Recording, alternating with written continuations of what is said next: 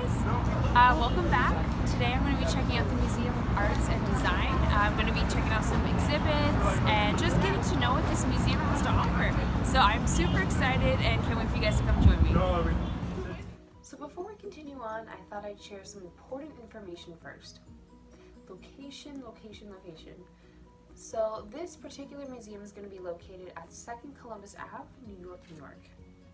For those of you that are familiar with the well-known and popular Columbus Circle, it's going to be right within this area, and it's going to be a few miles from the famous Metropolitan Opera, personally one of my favorites.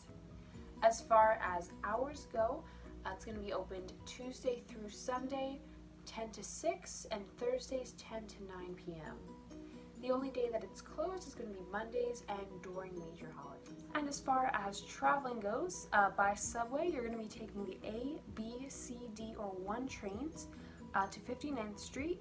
You'd be taking the N, W, R, and Q trains to 57th and 7th Avenue.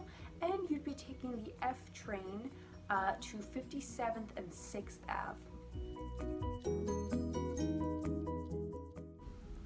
For the first exhibit I visited, I got to witness work by Derek Adams, a New York-based artist whose focus is on creating pieces that appear to be in both a state of deconstruction and in the process of being built.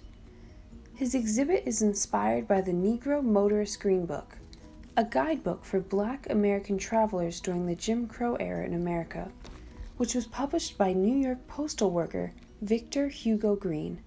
It served as a guide to direct Black travelers to places and businesses that would be welcoming to them.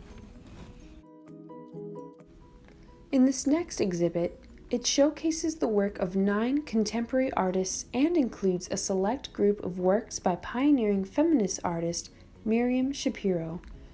Their work focuses on the important changes of art and decoration in the American arts world.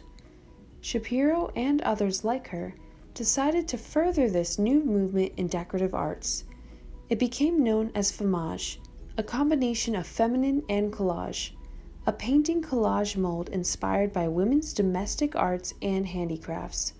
Her main focus in embracing the decorative was to shed more light on women's experience in the home, embroidery, crochet, and paper crafts as main objects for her art. The Museum of Arts and Design was originally opened in 1956 as the Museum of Contemporary Crafts. Its original mission was to give glory over to contemporary American artists and their craft during that time. Philanthropist and art patron Aileen Osborne Webb influenced the museum by having exhibits that focused on the materials and techniques associated with the craft that was being used during that time. Since its beginning, it celebrated flexible craftsmanship roles in society, represented new artists, and connected art to industry. Hey guys, thanks so much for watching. I hope you had as much fun as I did. Stay tuned next week for another unknown museum we'll be exploring together. Also, don't forget to give this a thumbs up and a subscribe down below.